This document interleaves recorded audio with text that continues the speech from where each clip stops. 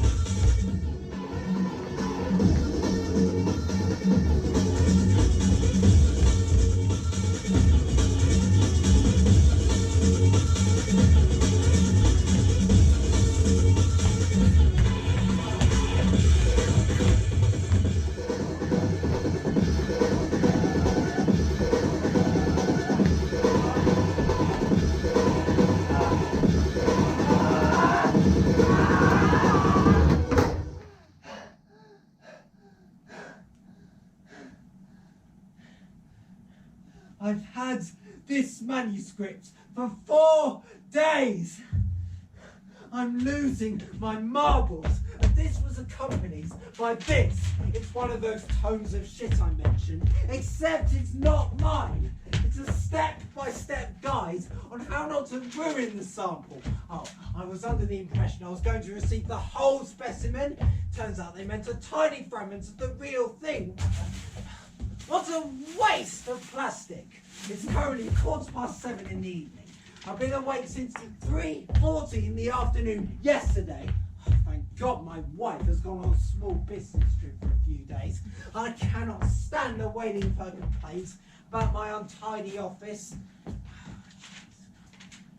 so much missing from this sample. if they'd even sent a copy of the whole specimen. Ah, yes, the Rosetta Stone. Why didn't I think of this before? Right, there must be something for the Greek script I could use. Right.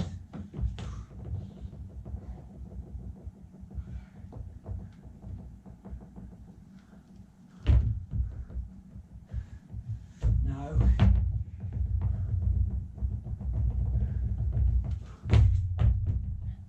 Yes.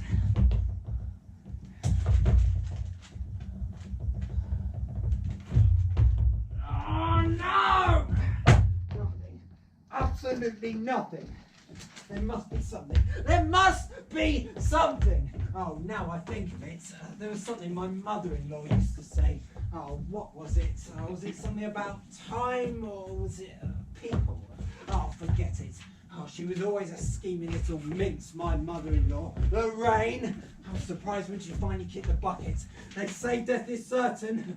No need to feel sorry for her. She knew what she was doing.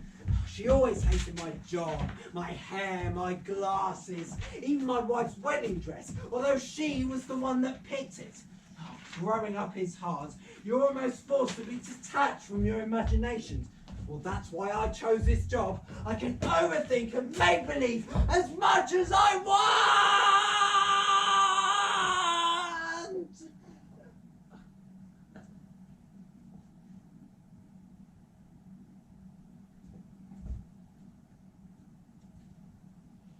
There I go again.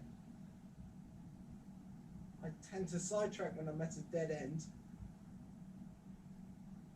I really should go to sleep. I've been awake for at least 28 hours. My house is a mess.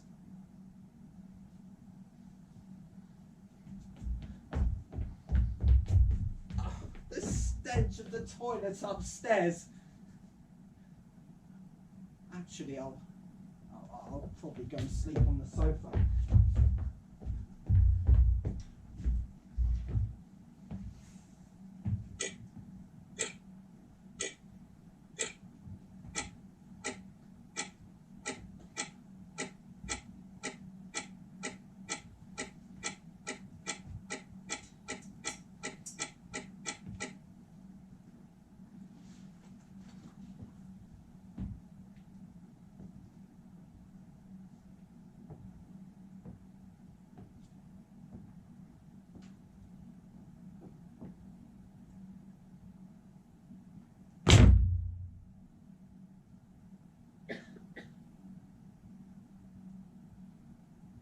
My time with this little enigma is up. I have to admit, this is possibly the most amazingly painful puzzle I've ever come across. Second only to my wife, that is. I have read through so many books. I'm probably going to leave them where they are for a month or two. I've taken out so many of my old ring binders and notes on linguistic structures from all over Europe and Asia. Celtic, Greek,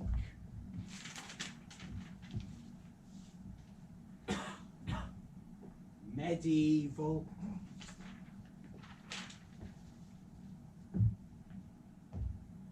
Roman,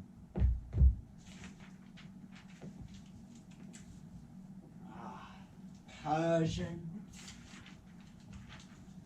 It's the biggest rabbit hole I've ever jumped into. I contacted a few colleagues all around the world from different museums, and they're still trying to find something that can help me solve this script. It's quite remarkable how a single piece of paper can drive so much frustration and thought into a person. I know it may seem as though I hate my job. It's more of a coping mechanism of some sort. I prefer the process of discovering rather than the discovery itself. It's okay to leave things unsolved.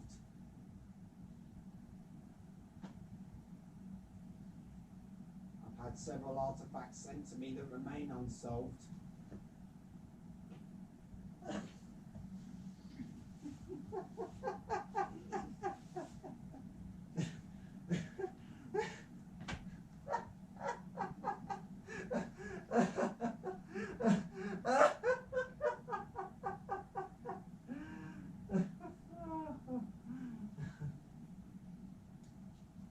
My wife calls me pretentious.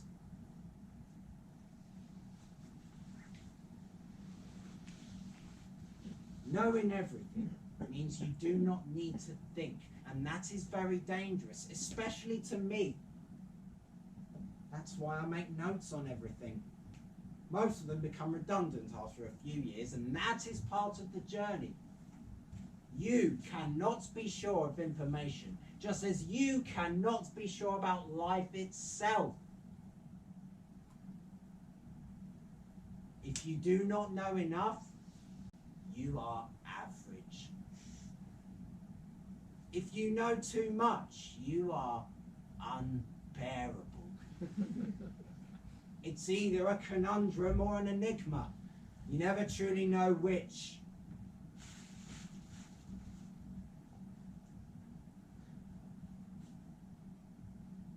Oh well, look at the time.